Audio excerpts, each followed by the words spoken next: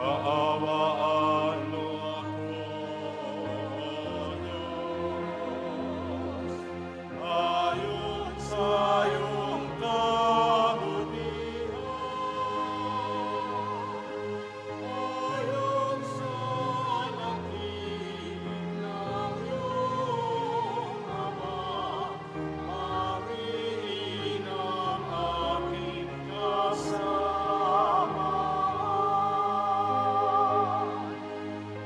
Hugasan ako sa aking pagkakasala at linisin sa aking kasalanan. Kaawaan mo ako,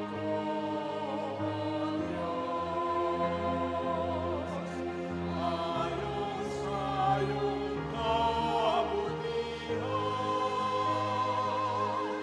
ayon sa lakip ng iyong Ama, pawiin ang aking kasama.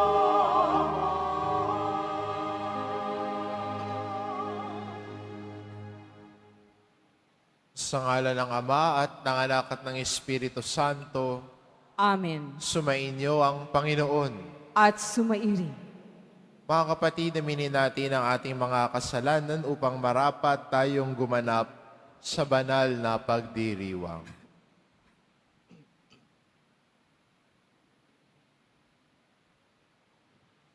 Inaamin ko Sa makapangyarihang Diyos at sa inyo mga kapatid, na lubha akong nagkasala sa isip, sa salita at sa gawa at sa aking pagkukulang.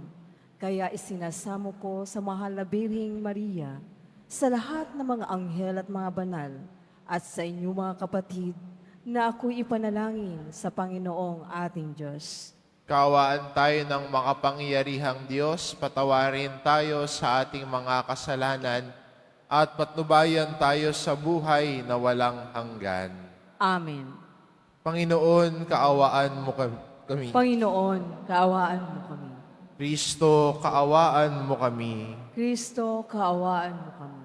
Panginoon, kaawaan mo kami.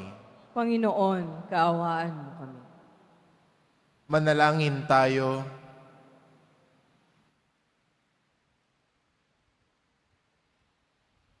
Ama naming makapangyarihan, sa kadalisayang dulot ngayon ng kusang loob na pagpapakasakit, pasapitin mo kami ng may wagas na kalooban sa pagdiriwang ng dakilang Pasko ng pagkabuhay sa pamamagitan ni Hesukristo kasama ng Espiritu Santo, magpa sa walang hanggan. Amen. Magsiupo po ang lahat. Pagbasa mula sa aklat ng Henesis. Mas mahal ni Israel si Jose kaysa ibang mga anak, sapagkat matanda na siya nang ito'y isinilang. Iginawa niya ito ng damit na mahaba at may manggas. Dinamdam ito ng kanyang mga kapatid at ayaw nilang pakisamahang mabuti si Jose. Nasa Siquem ang mga kapatid ni Jose at doon inaalagaan ang kawan ng kanilang ama. Sinabi ni Israel, "Gumayak ka at sumunod sa iyong mga kapatid." Sumunod si Jose at natagpuan ang mga kapatid sa Dotan. Malayo pa siya'y natanaw na ng mga ito. Nagkaisa silang patayin siya. Sinabi nila, "Ayan na ang mapanaginipin. Patayin natin at ihulog sa balon at sabihing sinila ng mabangis na hayop. Tingnan natin kung ano ang mangyayari sa kanyang mga panaginip." Narinig ito ni Ruben at binalak na iligtas si Jose. Sinabi niya, Huwag nating patayin. Huwag natin siyang pagbuhatan ng kamay. Ihulog na lamang natin sa balon." Sinabi niya ito sapagkat ang balak niya ay iligtas ang kapatid. Paglapit ni Jose, Hinobdan nila ito at inihulog sa isang tuyong balon. Habang sila'y kumakain, may natanaw silang pangkat ng mga Ismailitang mula sa Galaad.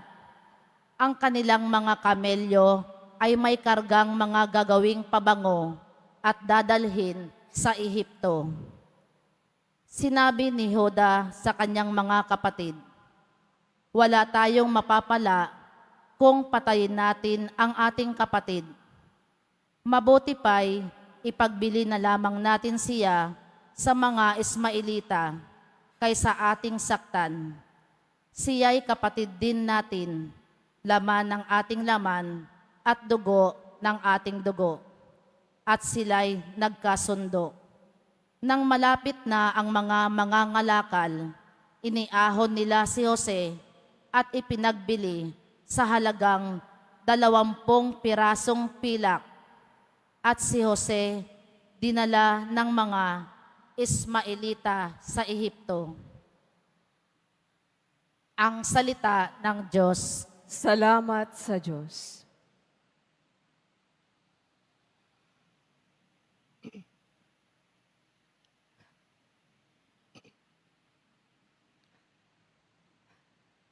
Gunitain ng malugod ang dakilang gawa ng Diyos.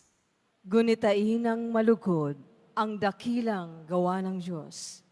Sa lupain nila'y mayroong tagutom na ipinarating. Itong Panginoon kung kaya nagdahop sila sa pagkain. Subalit ang Diyos sa unahan nila'y may sugong lalaki. Tulad ng alipin, ibinenta nila ang batang si Jose. Gunitain ng malugod ang dakilang gawa ng Diyos. Mga paa nito'y nagdanas ng hirap nang ito'y ipangaw. Pati liig niya'y ipinapagwintas ng kolar na bakal. Hanggang sa dumating ang isang sandali na siya'y subukin nitong Panginoon na siyang nangakong siya'y tutubusin. Gunitain ng malugod ang dakilang gawa ng Diyos. Ang kinasangkapan niya ay isang hari, siyang nagpalaya. Pinalaya siya nitong hari ito na namamahala.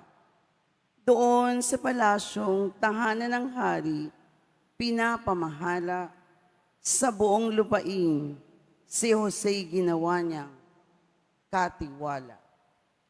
Gunitain ng malugod ang dakilang gawa ng Diyos. Magsitayo na po ang lahat.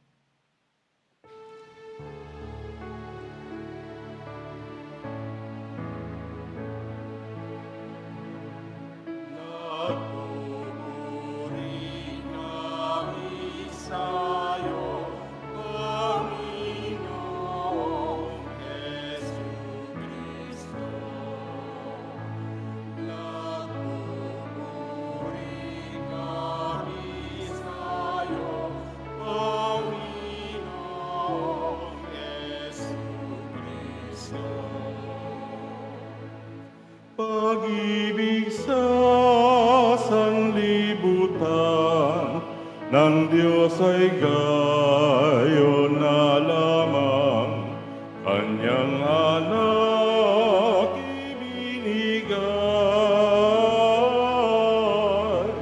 upang mabuhay kailanman ang nananalig na tunay.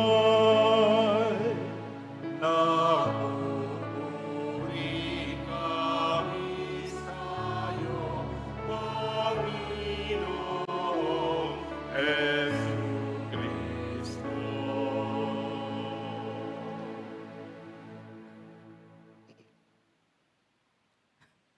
Sumainyo ang Panginoon, At sumairin ang mabuting balita ng Panginoon ayon kay San Mateo. papuri sa iyo, Panginoon. Noong panong iyon, sinabi ni Jesus sa mga punong saserdote at matatandaan ng bayan, "Pakinggan ninyo ang isa pang talinhaga. May isang tao nagtanim ng ubas sa kanyang bukid. at ito'y binakuran niya. Gumawa siya roon ng pisaan ng ubas at nagtayo ng isang mataas na bantayan. Pagkatapos kanyang iniwan sa mga kasama ang ubasan at siya'y nagtungo sa ibang lupain. Nang dumating ang panahon ng pitasan, pinapunta ng may-ari ang ubasan at ang kanyang mga alipin upang kunin sa mga kasama ang kanyang parte. Ngunit sinunggaban ng mga kasama ang mga alipin. Binugbog nila ang isa, pinatay ang ikalawa, binato naman ng ikatlo. Pinapunta uli ng may-ari ang mas maraming alipin. Ngunit gayon din ang ginawa ng mga kasama sa mga ito. Sa kahuli-hulihay, pinapunta niya ang kanyang anak na lalaki. Igagalang nila ang aking anak, wika niya sa sarili. Ngunit nang makita ng mga kasama ang anak, sila'y nag-usap-usap. Ito ang tagapagmana. Hali kayo, patayin natin nang mapasa atin ang kanyang mamanahin. Kaya't siya'y sinunggaban nila. Pinalabas sa ubasan at pinatay. Pagbalik ng may-ari ng ubasan, ano kaya ang gagawin niya sa mga kasamahang iyon? Sumagot sila, dilipulin niya ang mga buho na iyon at papaalagaan ang ubasan sa ibang kasama na magbibigay ng kanyang kaparte sa panahon ng pamimitas. Tinanong sila ni Jesus, hindi ba ninyo nababasa ang talatang ito sa kasulatan? Ang batong itinakwil ng mga tagapagtayo ng bahay ay siyang naging batong panulukan. Ginawa ito ng Panginoon at ito'y kahanga-hanga. Kaya nga sinasabi ko sa inyo, hindi na kayo ang pinaghaharian ng Diyos, kundi ang bansang naglilingkod sa Kanya ng tapat. Narinig ng mga punong saserdote at mga pariseo ang mga talinhaga ni Jesus at naunawaan nilang sila ang pinatatamaan niya. Dadakpin sana nila siya, ngunit natakot sila sa mga tao sapagkat kinikilala ng mga ito na propeta si Jesus.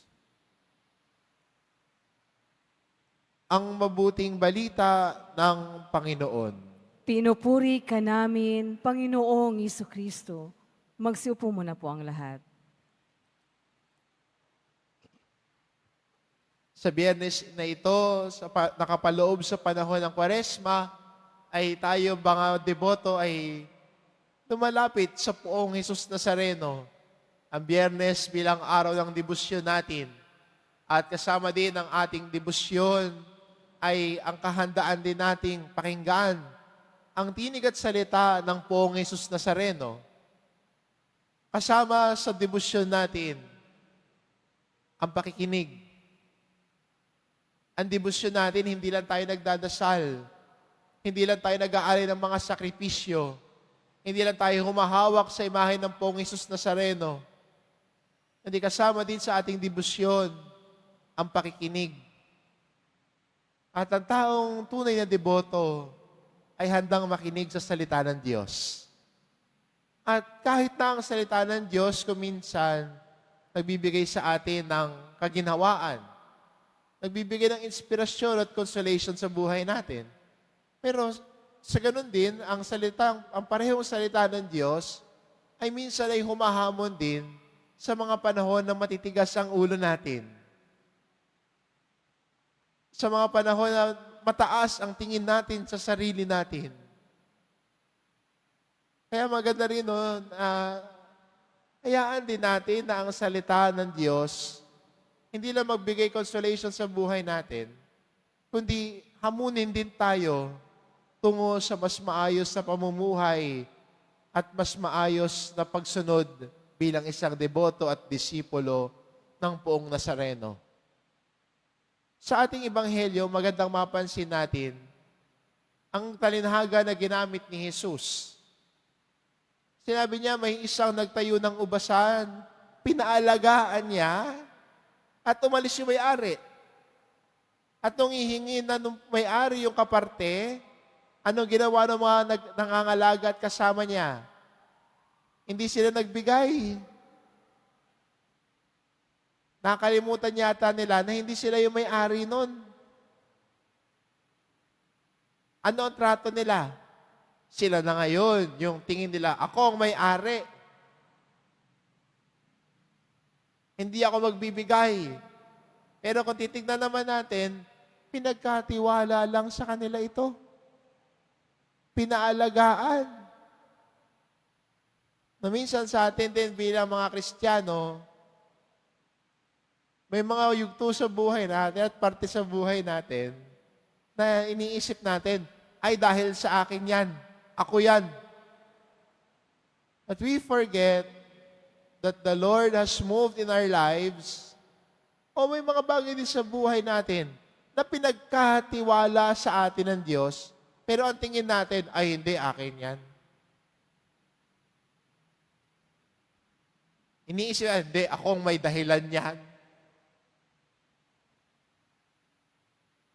At minsan, hindi ho ba? Ang ganitong pag-iisip, nag-uugat din minsan sa pagiging mapagmataas. Di ba ang tao mapagmataas, ang gusto niya lagi siya? Siya ang masusunod sa kanya lahat.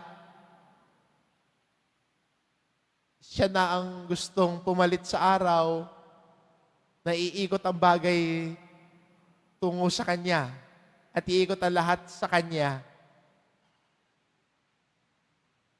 Maganda siguro ang paalala rin sa atin. Ano yung mga bagay ba na iniisip mo, ay, ako to, akin to. Di ako pwedeng pakialaman dito. Iba siguro yung posisyon nila. Minsan may mga Kristiyano, deboto na nagkaroon ng posisyon kung saan lumaki ang ulo. Imbis na makinig, anong nangyari? Sila na yung boss. Sila na yung hindi matitinag. Isa magandang paalala rin sa atin. Kung tayo ay katiwala, yung posisyon na pinagkaloob sa iyo ay nariyan para maglingkod. Hindi tapakan ng ibang tao. Hindi maging mapagmataas sa ibang tao. Hindi pag-initan ng ibang tao. Porket nasa posisyon ka, pag-iinitan mo.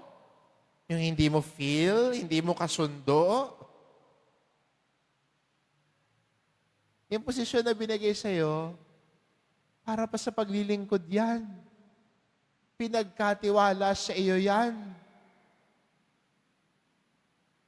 After 2 to 3 years, mawawala din yan. Hindi ka pang habang buhay dyan. Use it bilang isang katiwala to serve others. Siguro sa buhay natin, maganda pakitingnan, ano mga pinagkakatiwala sa iyo ng Diyos? Ano ang pinagkakatiwala sa iyo ng Diyos na iniimbitahan ka niya na alagaan mo? Payamanin at pausbungin mo. Hindi lang para sa iyo. At hindi ba ganoon ang isang mabuting katiwala? Handang magbigay, handang maglingkod, ibinibigay ang kanyang lakas at sarili para alagaan at pagyamanin ang pinagkatiwala sa kanya. Baka meron sa atin, no? Yung talento natin. Binigyan ka ng talento ng Diyos. Hindi naman lahat. Pare-parehas tayo ng talento. Pero yun yung pagyamanin mo. Yun sana yung gamitin mo para sa paglilingkod. Saan ka magaling? Ano ang talento mo? Baka pwede yung talento mo rin ay maging paraan mo para pagyamanin para sa paraan ng paglilingkod sa kapwa mo. Ganun natin, ganun tayo nagiging mabuting katiwala ng Diyos. Ano yung ibinigay sa iyo Ano yung masasabi mo sa buhay mo? Ay, salamat sa Diyos. Etong kung ano meron ako, dahil sa Diyos ito, ipinagkatiwala sa iyo. Hindi lang basta ibinigay sa iyo. Ipinagkatiwala sa iyo para alagaan mo. Ipinagkatiwala din ng Diyos sa iyo para gamitin mo sa paglilingkod mo. At sana dito tayo bilang Kristiyano tumungo na mula sa ating debosyon, mula sa ating pagmamahal sa Poong Hesus Nazareno, ay akayin tayo sa buhay ng paglilingkod. Akayin tayo sa pagsasabuhay ng paglilingkod sa araw-araw. Kaya ang bawat deboto ay handa ring maglingkod sa kapwa niya. Ang bawat deboto handang maglingkod kung saan man siya tinatawag ng Diyos. Sa kung anong paraan siyang paglilingkod tinatawag, dun siya handang maglingkod at ibigay ang sarili. Iba sana ang ending ng story ng talinhaga, no? Kung sana yung mga kasama ay mas inintindi nila yung paglilingkod. Hindi inangkin, kundi kahandaang maglingkod. Kung nagbigay sana sila, nung inihingi na yung kaparte nila, bakit? Kasi malinaw sa kanila na naglilingkod ako. At ang naglilingkod, pinapayaman at handang magbigay. Handang mag-alay. Handang ibigay ang parte sa kapwa niya. Hindi maramot at nagdanais na siya lang. Yung taong maramot, yung taong sinisip niya siya lang, yun yung taong mapagmataas. Taong inangkin na ang lahat. Kahit yung pinagkatiwala ng Diyos sa kanya, inangkin na niya. Sana sa atin, no, dito bilang mga nagsisimba at nakakarinig ng salita ng Diyos, sana sa buhay din natin, ang naisin natin ay ang daan ng pagpapakumbaba. Pagpapakumbaba na may pagpapasalamat sa kabutihang loob ng Diyos sa buhay natin. At nakikita din natin sa buhay natin, ano yung ibinibigay ng Diyos sa atin? Ano yung pinagkakatiwala niya sa atin? At kung anong pinagkatiwala, pagyamanin, at gamitin din ito sa paglilingkod. Pwede yung katayuan mo ngayon. Para siguro yung posisyon mo. Para sa iba siguro, yung mga talento mo.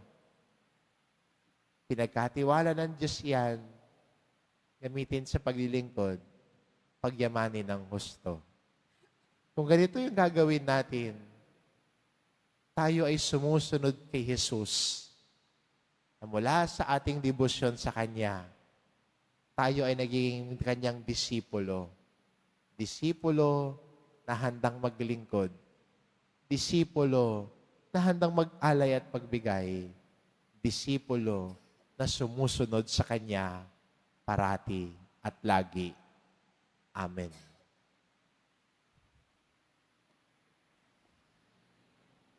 Magsitayo na po ang lahat.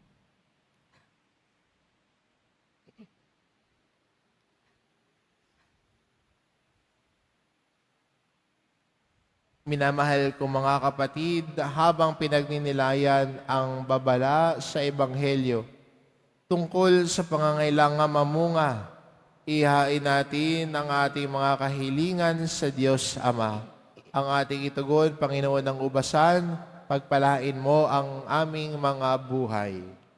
Panginoon ng Ubasan, pagpalain mo ang aming mga buhay.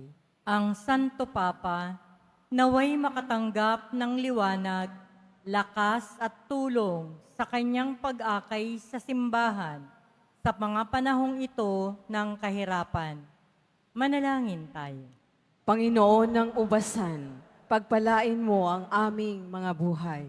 Ang ating mga isipan, naway mapuspos ng kapayapaan ng Diyos na naghahatid ng walang hanggang kagalakan at walang katapusang kaligayahan.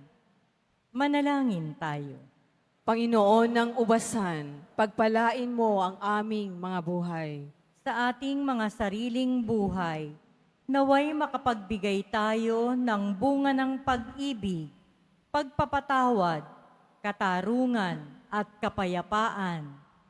Manalangin tayo. Panginoon ng ubasan, pagpalain mo ang aming mga buhay. Ang mga may sakit at nagdurusa, naway hindi panghinaan ng loob sa gitna ng kanilang dinaranas na pagsubok at sa halip ay palakasin ng salita ng Diyos. Manalangin tayo. Panginoon ng ubasan, pagpalain mo ang aming mga buhay. Ang mga yumao, naway tumanggap ng kanilang walang hanggang kapahingahan sa iyong kaharian. Manalangin tayo. Panginoon ng ubasan, pagpalain mo ang aming mga buhay. Ama naming nasa langit, nagpapasalamat kami sa iyo para sa iyong tapat na pag-ibig. Tulungan mo kaming mapaglingkuran ka ng may buong puso at mamuhay ng karapat-dapat sa iyong pagtawag sa amin. Idinadalangin namin ito sa pamamagitan ni Kristo na aming Panginoon. Amen. Magsiupo po ang lahat.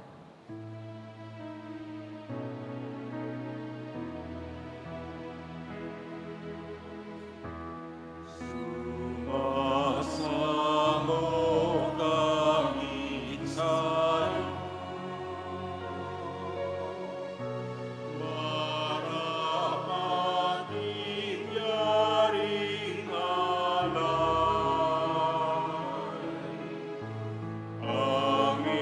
Panginoon, tanggapin mo itong alak at tinapay. Sa'yo po naming handog, buong puso't pag-iisip.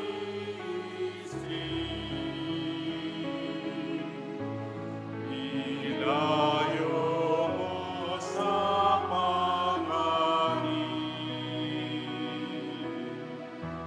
at kupupin sa pag-ibig.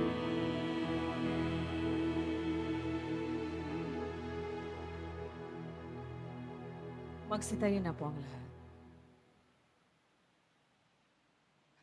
Manalangin kayo mga kapatid, upang ang paghahain natin ay kalugdan ng Diyos amang makapangyarihan. Tanggapin nawa ng Panginoon itong paghahain sa iyong mga kamay, sa kapurihan niya at karangalan, sa ating kapakinabangan at sa buong sambayanan niyang banal. Ama naming lumikha, pangunahan nawa kami ng iyong kagandahang loob sa aming paghahain bilang iyong mga lingkod, upang sa matapat na pamumuhay kami maitaguyod sa pamamagitan ni Heso Kristo, kasama ng Espiritu Santo, magpa sa walang hanggan. Amen. Sumainyo ang Panginoon. At sumaihin, Itaas sa Diyos ang inyong puso at diwa. itinasa namin sa Panginoon. Pasalamatan natin ang Panginoong ating Diyos. Marapat na siya ay pasalamatan. Ama naming makapangyarihan, tunay ngang marapat na ikaw ay aming pasalamatan sa pamamagitan ni Heso Kristo na aming Panginoon. Sa pagbabakasakali mong kami bubuti, isinugo mo si Heso Kristo upang pangunahan kami. Bilang pagsunod sa iyong atas na bigay, ipinahayag ng iyong anak ang iyong kalooban na ang mga apit dukha ay kanyang damayan.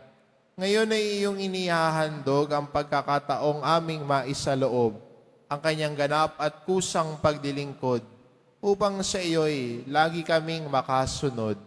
Kaya kaisa ng mga anghel na nagsisiawit ng papuri sa iyo, nang walang humpay sa kalangitan, kami nagbubunyi sa iyong kadakilaan.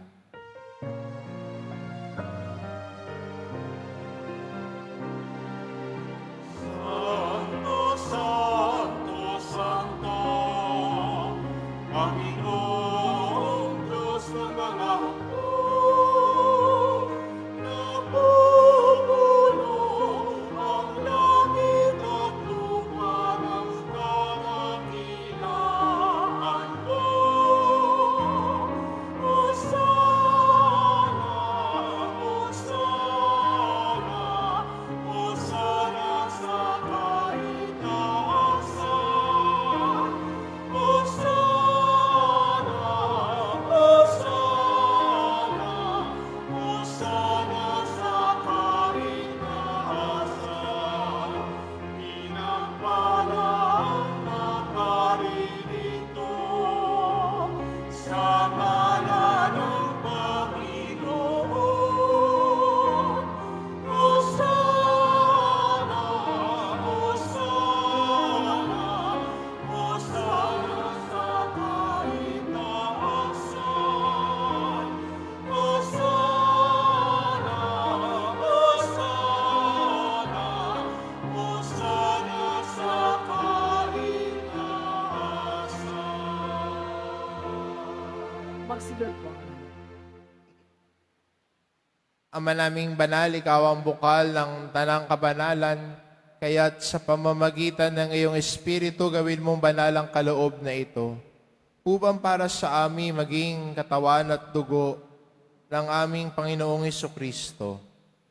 Bago niya pinagtiisang kusang loob na maging handog, hinawakan niya ang tinapay, pinasalamatan kanya, pinagati-hati niya iyon, iniabot sa kanyang mga alagad at sinabi, "Tanggapin ninyong lahat ito at kanin, ito ang aking katawan na ihahandog para sa inyo."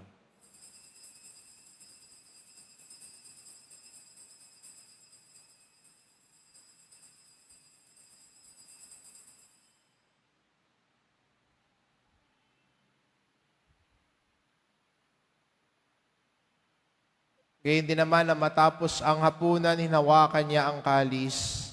Muli kanyang pinasalamatan.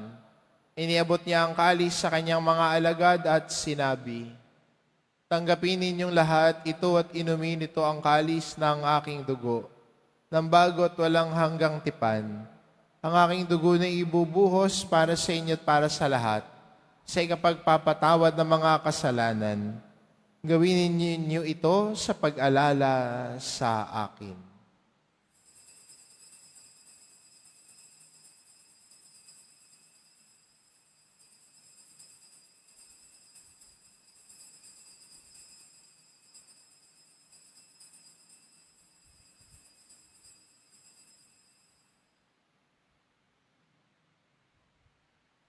Magsitayo na po ang lahat.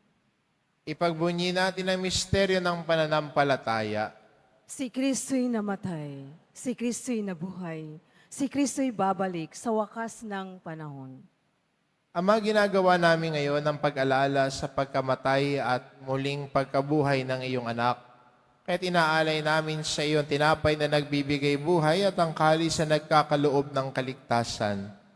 Kaming nagpapasalamat dahil kami iyong minarapat na tumayo sa harap mo para maglingkod sa iyo.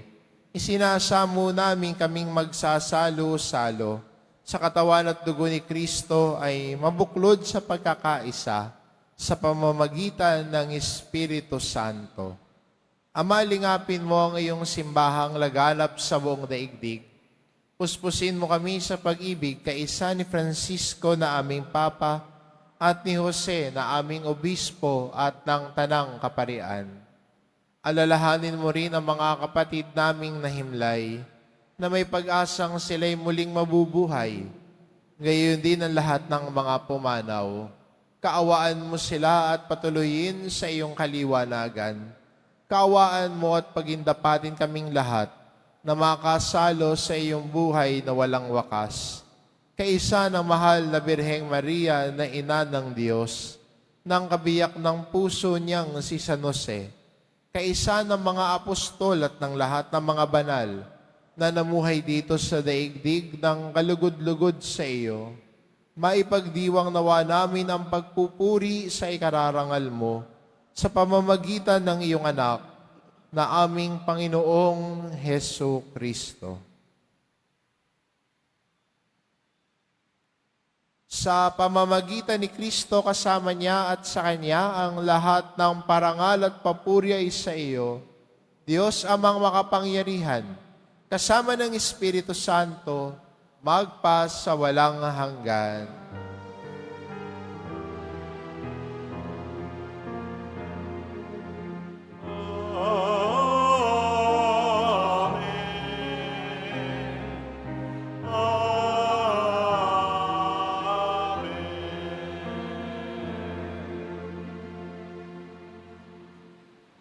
Sa tagubilin ng mga nakagagaling na utos at turo ni Jesus na Panginoon natin at Diyos, ipahayag po natin ng lakas loob.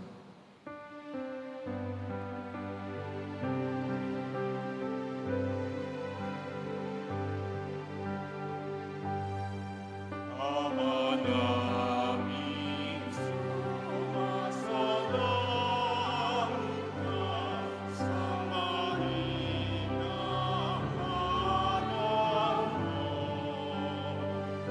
Mapasa amin ang kaharian mo, sundin ang loob mo.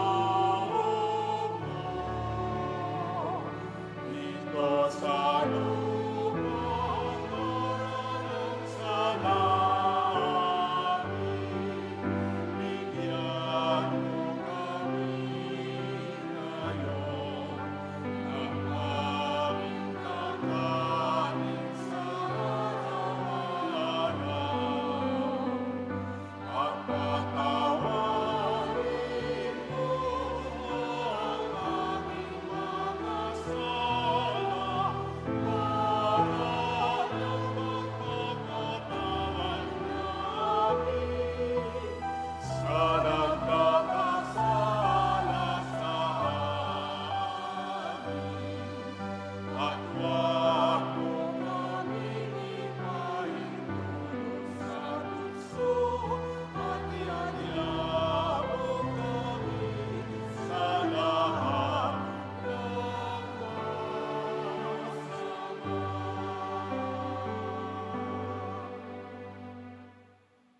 Inihiling namin kami adya sa lahat ng masama pagkalooban ng kapayapaan araw-araw, iligtas sa kasalanan at ilayo sa lahat ng kapahamakan.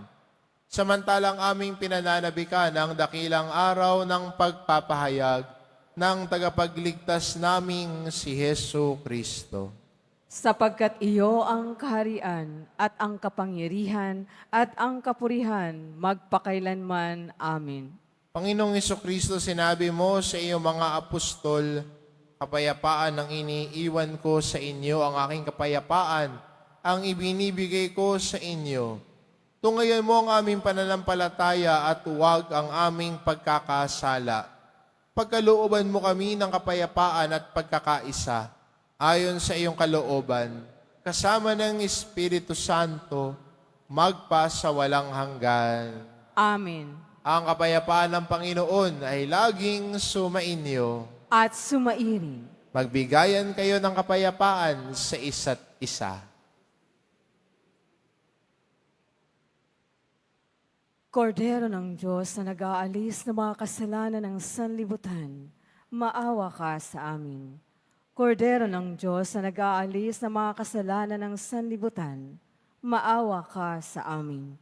Kordero ng Diyos na nag-aalis ng mga kasalanan ng sanlibutan, ipagkaloob mo sa amin ang kapayapaan. Magsiluhod po ang lahat.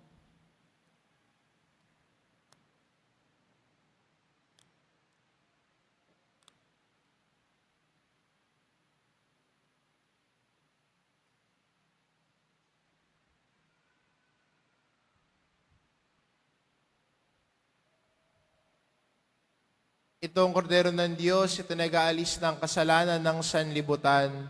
Mapalad ang mga inaanyayahan sa kanyang piging. Panginoon, hindi ako karapat-dapat na magpatuloy sa iyo, ngunit sa isang salita mo lamang ay gagaling na ako.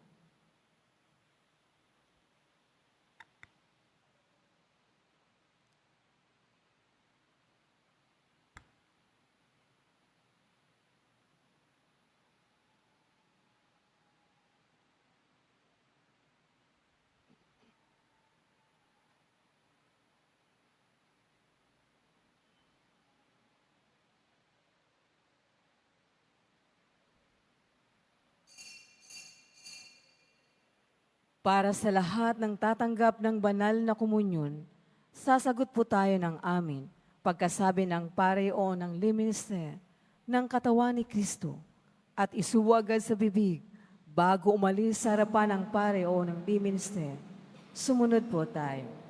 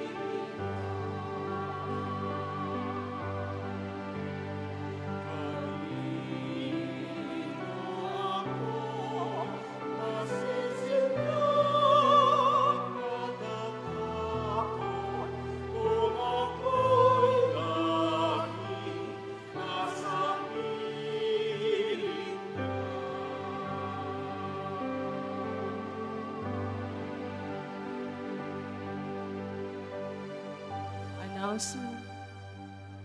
Ang Nazarene Catholic School, ang paralan ng Basilica Minor at Pambansang Dambana ni Jesus Nazareno ay tumatanggap na ng mag-aaral mula sa preschool hanggang senior high school para sa school year 2025-2026. Sa mga mag-aaral na papasok ng para sa grade 1 at grade 7, ang paaralan po ay magbibigay ng libreng mga libro sa darating na pasukan. Mayroon din pong academic discount sa mga mag-aaral na kabilang sa top 10 na papasok ng grade 1 at grade 7.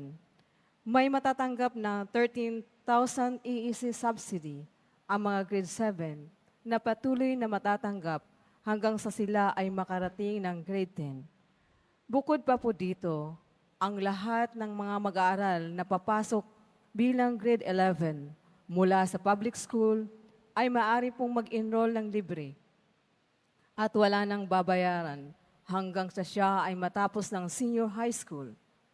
Para sa karagdagang impormasyon, tulong pang edukasyon, pinansyal, diskwento, at mga scholarship, maaari kayong mag-message sa The Nazarene Catholic School Facebook page o tumawag sa mga sumusunod na numero na nakapaskil sa ating LED screens. Mga paalaala sa nagsisimba, pagkatapos ng misa, ang pagwiwisik po ng banal na tubig ay magaganap sa labas ng ating simbahan. Pinakikiusapan ng lahat na ang tanging labasan o exit ay sa Quezon Boulevard at sa Plaza San Juan lamang. Iwasan po natin ang magtulakan. Sumunod po tayo. Maraming salamat po sa iyong pagdalaw at pagsisimba sa Basilica Minor at Pambansang Dambana ni Jesus Nazareno. Magsilod po. Panalangin sa mahal na poong Jesus Nazareno. Mahal na poong Jesus Nazareno, banal ang iyong pangalan. Dinadakila at pinasasalamatan ka namin. Nagpakababa ka at sumunod sa kalooban ng Ama. Pinasan mo ang krus at nag-alay ng buhay para sa aming kaligtasan. Tanggapin mo ang aming dasal at sakripisyo. Itulot mo na kaming sumasamo ng buong katapatan at magmamahal, magbahagi ng mabuting balita, magsisi at itakwil ang kasalanan at masama, at maghatid ng awa at kapayapaan sa aming kapwa. Ipinagkakatiwala namin sa iyo ang lahat-lahat sa amin. Ipinapanalangin namin ang mga nangangailangan ng iyong tulong. Ipinaubaya namin sa iyo ang aming mga kahilingan.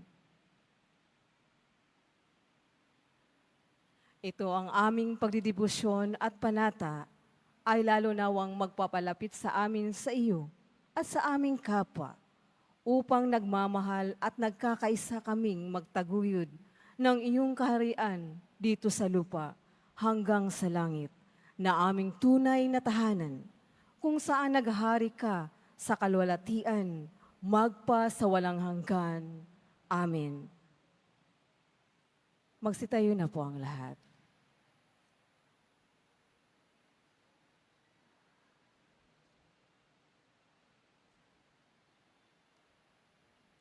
Manalangin tayo. Ama naming mapagmahal, pagkatanggap namin sa banal na pakikinabang, marapatin mong tahakin namin at sapitin ang kaligtasang iyong ibinigay sa amin sa pamamagitan ni Hesukristo kasama ng Espiritu Santo, magpas sa walang hanggan. Amen. Sumainyo ang Panginoon. At sumairin. Mahal na pong Jesus Nazareno, inihayag mo sa pamamagitan ng krus ang walang baliw na pag-ibig ng Diyos sa sangkatauhan. Pakinggan mo ang mga kahilingan lalo na para sa mga nangangailangan ng iyong tulong at awa. Makamtanawa namin ang iyong kasagutan na may utang na loob na tinatanaw.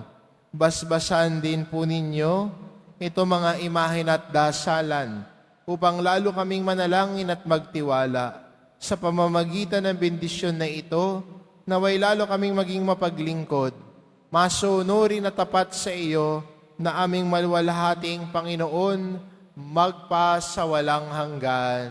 Amen. At pagpalain kayo ng ating mapagmahal na Diyos, ang Ama at ang Anak at ang Espiritu Santo. Amen. Humayo kayo, taglay ang kapayapaan ng poong Jesus Nazareno. Salamat sa Diyos.